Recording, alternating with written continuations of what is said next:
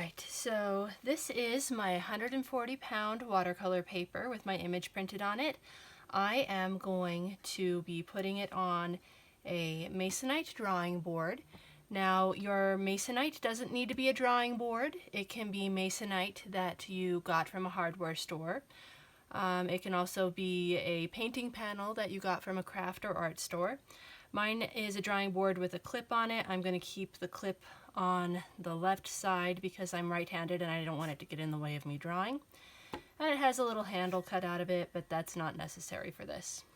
I also have some foam brushes, some water, some toilet paper. You can also use paper towel. Toilet paper is just cheap and I have it on hand. So I have that to blot up any extra water. And I have some painter's tape. You can also use artist's tape or gum tape. Gum tape is a tape that only has its adhesive work if the adhesive gets wet. I don't like working with it because it's very messy. So I'm going to use painter's tape. And the first thing I'm going to do is take my watercolor paper, and my image is printed on the front, which is the front of your watercolor paper is treated a little bit different from the back of your watercolor paper. It has a little bit more sizing on it, which is just a treatment that they put on the paper so that the pigment can spread out a little nicer. So I want to start by working on the back of my watercolor paper. So I'm going to flip that around, and I'm going to take my foam brush, one of my foam brushes, and I'm going to get it wet, and I'm going to get just a little bit of water off. I want it to actually have a lot of water on it, and I'm going to just paint water as evenly as I can along the back of my watercolor paper. That will make sure that all of the fibers in my watercolor paper get evenly soaked so that all the fibers are going to be as expanded as I can get them. I'm going to just put my brush off to the side. You'll notice my paper started curling as soon as it got wet. It's actually curling in the direction of the grain, so my fibers are running this way in my paper. I can tell because my paper is curving this way. And I want to make sure that this paper isn't too wet on the back, so I'm going to take a dry foam brush and I'm just going to rub it along the back so there's not too much water on it. You want it to be evenly wet, but not so soaked that the paper is going to start tearing. I'm going to add a little bit more paper here because it feels a little dry when I touch it compared to this side. Just get that. So when I get a nice even curl like this, it's pretty much ready to go. Oh, it's still a little dry down here. That's why that corner's not curling as much. I'm just going to put a little bit more on the back. Dry it off a little bit. I'm getting little drips of water on my Masonite. That won't matter. And then I'm going to put my paper down, kind of center it on my board as much as I can.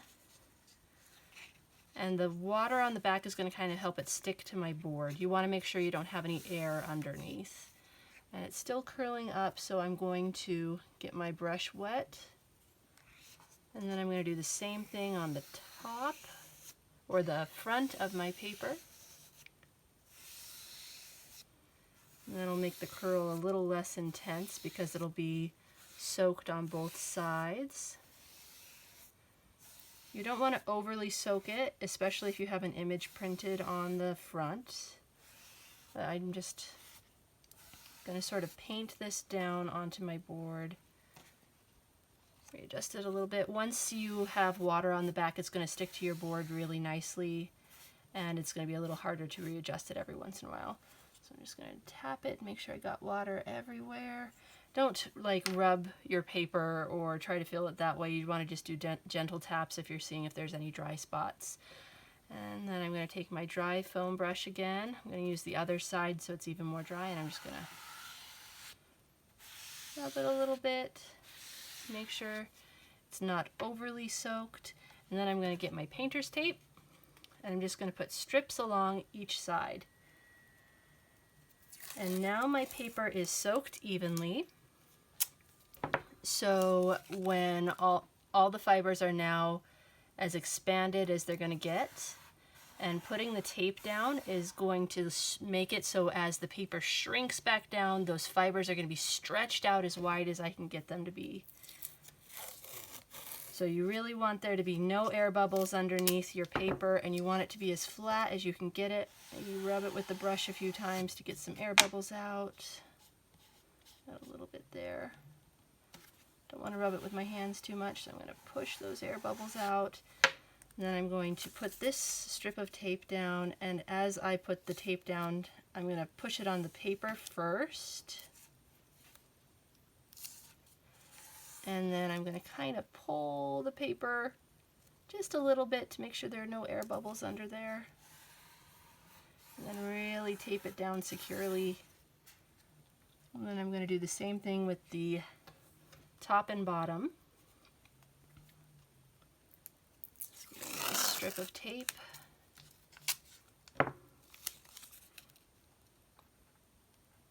Making sure not to cover my image.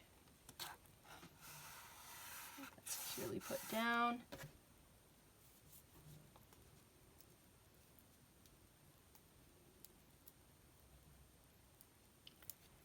Last piece of tape.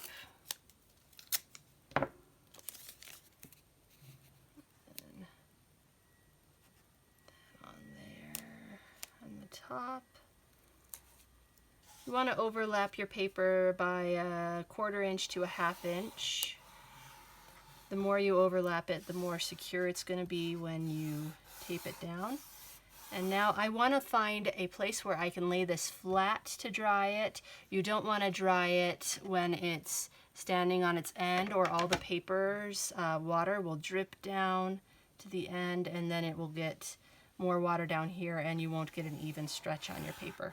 So you want it to lie flat, like on a tabletop or on the ground somewhere where you know you won't step on it.